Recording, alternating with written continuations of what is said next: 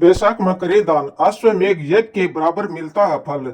दोस्तों, हिंदू धर्म में बैसाख महीने को बहुत महत्वपूर्ण माना गया है। भगवान विष्णु को समर्पित होने के कारण बैसाख मास को माधव मास के नाम से भी जाना जाता है। धर्म ग्रंथों के अनुसार पवित्र बैसाख मास में दान पुण्य करने से अश्वमेघ यज्ञ करने के बराबर फल की प्राप्ति होती है। ऐसा कहा जाता है कि इस माह के समान संसार में भगवान विष्णु को प्रसन्न करने वाला दूसरा कोई मास नहीं है। मान्यता है बैसाख के महीने में सब तीर्थ आदि देवता तीर्थ के अतिरिक्त बाहर के जल में भी सदैव स्थित रहते हैं एवं भगवान विष्णु की आज्ञा से मनुष्य का कल्याण करने के लिए वे सूर्य उदय से लेकर 6 दंड के भीतर तक वहां मौजूद रहते हैं। सनातन परंपरा के अनुसार सतयुग में तप, त्रेता युग में ज्ञान, द्वापर युग में यज्ञ और कल युग में दान को सर्वश्रेष्ठ बताया गया है। ऐसे में जीवन में जब कभी किसी की मदद का मौका मिले तो मदद करने से नहीं चूकना चाहिए। आज की इस वीडियो में हम आपको बताएंगे कि बैसाख में आप किन चीजों को दान करके श्री हरि की विशेष कृपा खुद पर बना सकते हैं। लेकिन उससे पहले यदि आप भी चाहते हैं कि माता लक्ष्मी का अनंत आशीर्वाद सदा आप पर बना रहे तो वीडियो को लाइक करें, शेयर करें और चैनल को सब्सक्राइब करें। कमेंट में जय माता लक्ष्मी लिखकर अपनी आस्था प्रकट करें। जल दान, कहते हैं जल ही जीवन है।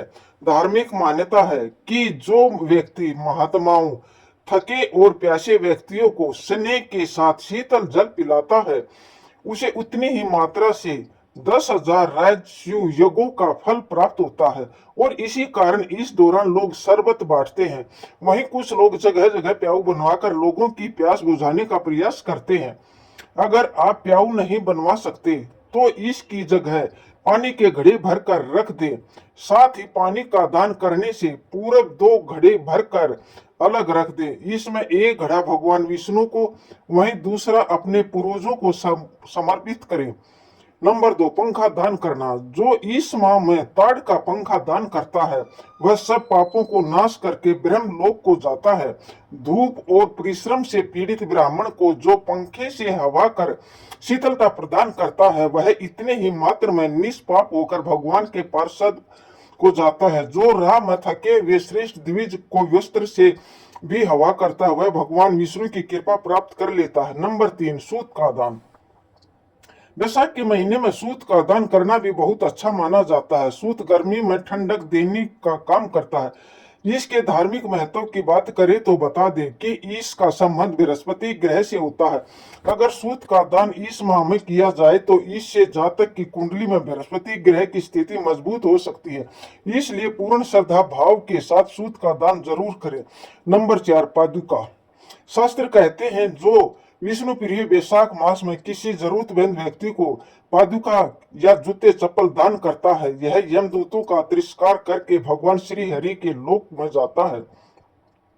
आपको बता दें जूते पत्तल चप्पल का संबंध शनि देव से है और इस माह में इसका दान करने से व्यक्ति को शनि दोष से छुटकारा मिल सकता है। ध्यान रखें, दान में दी गई सभी वस्तुएं नहीं होनी चाहिए, यानी कि पहने हुए जूते चप्पल किसी को नहीं देने चाहिए। इस माह में धरती तप जाती है, इसलिए जूतों के दान का विधान बना हुआ है। इन चीजों के दान से परलोक में पिता और पितरों की आत्मा को शांति और शीतलता मिलती है। नंबर 5, आम का दान। आम दान करने से ग्रहों की शांति होती है और धन लाभ होता है। आम का दान सूर्य उदय के समय या ब्रह्म मुहूर्त में करना विशेष रूप से शुभ माना जाता है। आम बैसाख माह में प्रमुख मौसमी फल होता है और इसका दान करने से सामाजिक सद्भाव और संपूर्ण की भावना बढ़ती है। नंबर 6, चटाई का दान। निंद्रा से दुखी का नाश होता है। निंद्रा से थकावट दूर होती है, इसलिए जो मनुष्य तिनके या खजूर आदि के पत्तों से बनी हुई चटाई दान करता है उसके सारे दुखों का नाश हो जाता है और परलोक में उत्तम गति को पाता है। नंबर 7, तिल का दान। ज्योतिष शास्त्र के अनुसार बैसाख के महीने में तिल का दान करना सबसे शुभ माना गया है।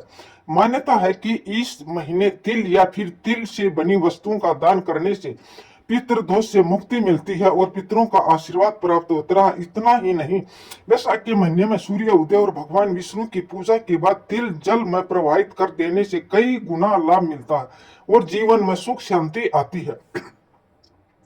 नंबर 8, जौ का दान। धर्म शास्त्रों कि माने तो बैसाख के महीने में साबुत जौ या फिर जौ का आटा दान करना बेहद ही शुभ फलदायी माना गया है। शास्त्रों में जौ के दाने को स्वर्ण के दान के बराबर फलदायी माना गया है। जौ का प्रयोग यज्ञ में भी अनिवार्य रूप से किया जाता है, इसलिए इस महीने में ब्राह्मणों को दान में जो जरूर दान देना चाहिए। नंबर 9, गुड़ का दान। बैसाख में गुड़ का दान महादान माना जाता है।